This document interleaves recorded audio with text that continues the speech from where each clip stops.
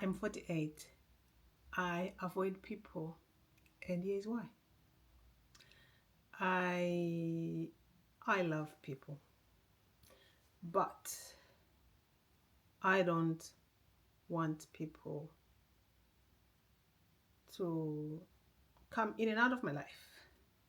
So in this video, you're going to learn why I avoid people at the age of 48 and how it came about and how it served me. So I hope that will help you as well. So you see, as a teenager, or maybe from a very young age, I remember when I was pre-teens, I picked up that there can be unjust people. So I've always wanted to fight for justice. So what happened is when I was in the village, right? I was born in the southern hemisphere, Africa, Zimbabwe, right? So we're in the village, or better known as rural home, right?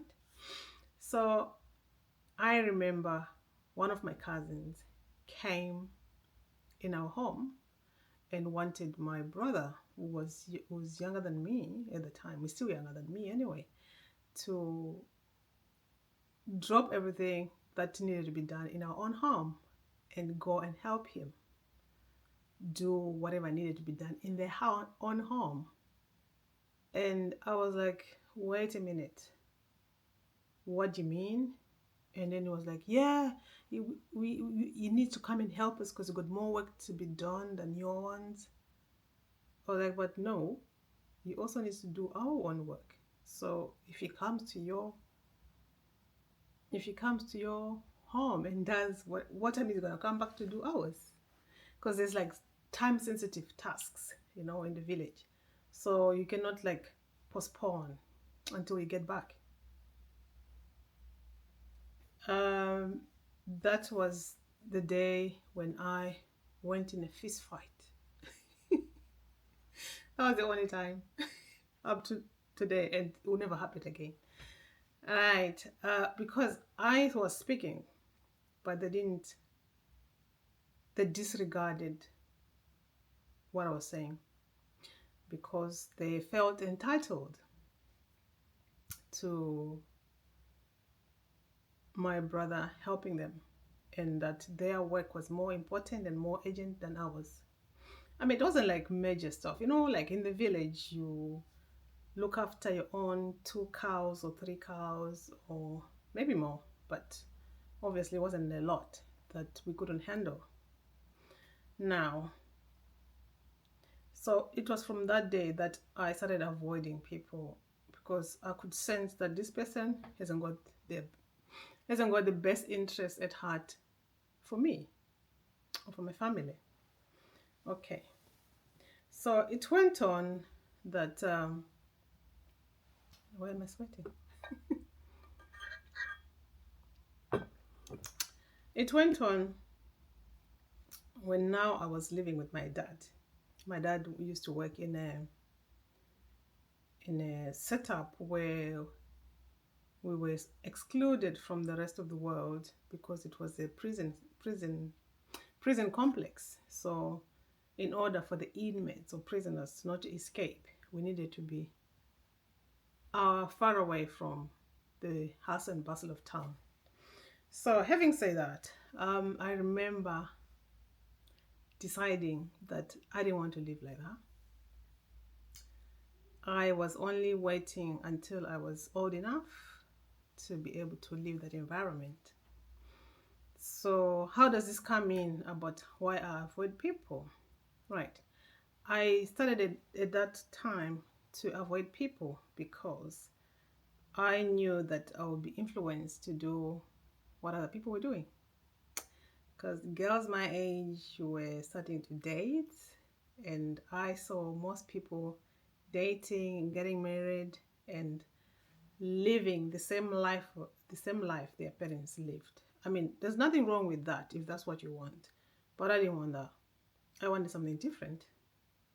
Therefore, I made it a point that every time when I was back home from school, if somebody knocks on my door, I'll pretend like I'm not there.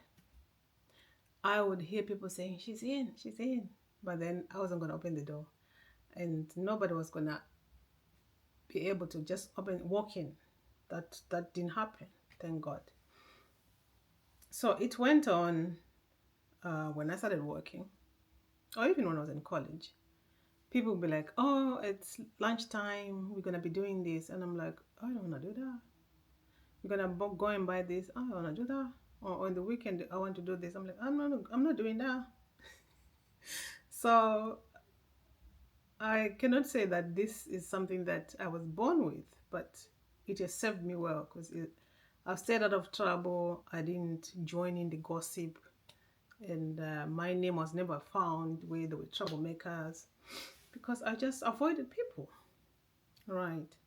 So the other thing that I realized with mixing with people in general, if you don't have the same goals, if you're not pursuing the same goals,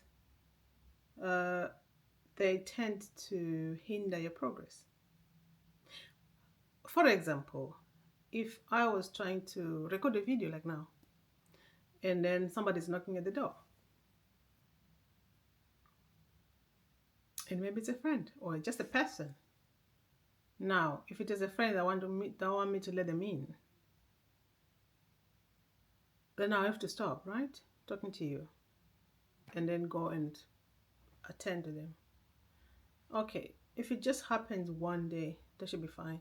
But people normally, if they're bored in their own life, they want to find company without asking or even considering that you also got your own things to do.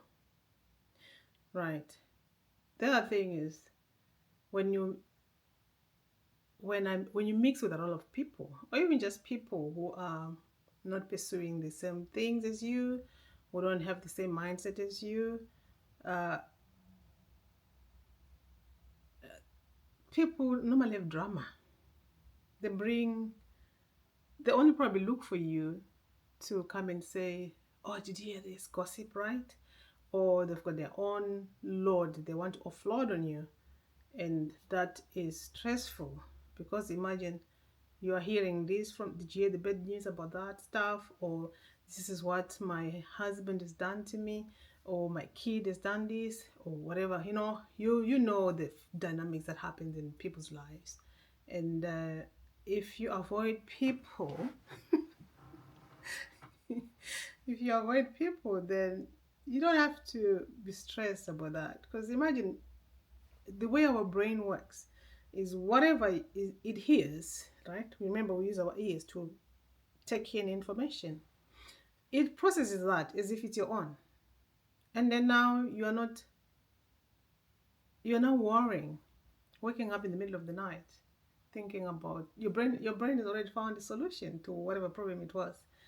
And then it's not even yours. Okay. So now, moving on, the other reason why I avoid people is I realized that now that I live in the Northern Hemisphere, people who are related to me, or even their distant relatives, they, as long as they've got my number, they think they can just call me anytime. Anytime.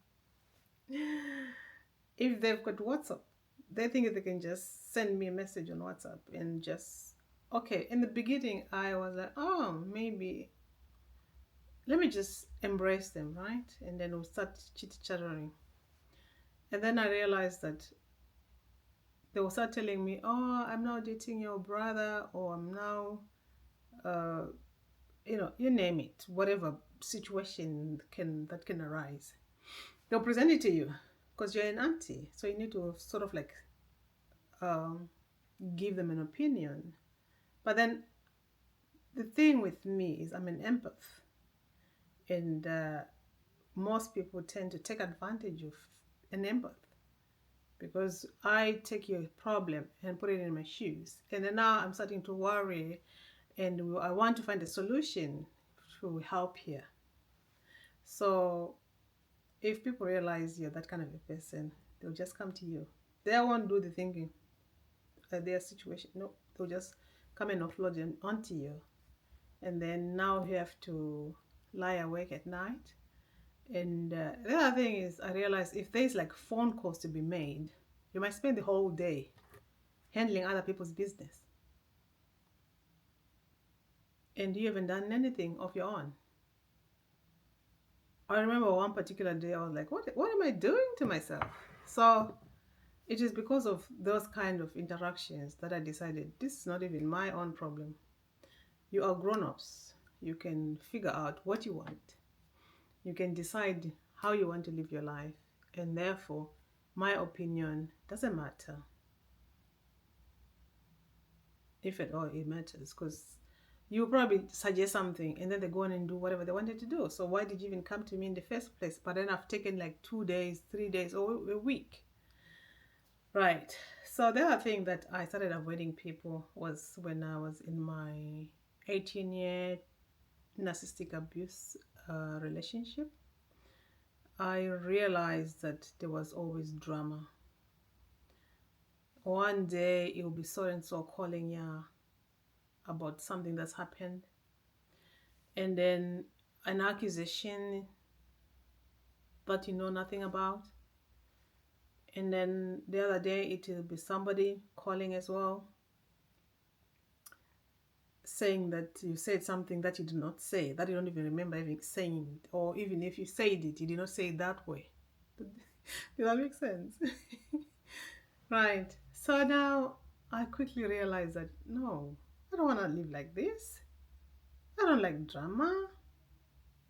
What comes out of drama anyway, besides wasting your time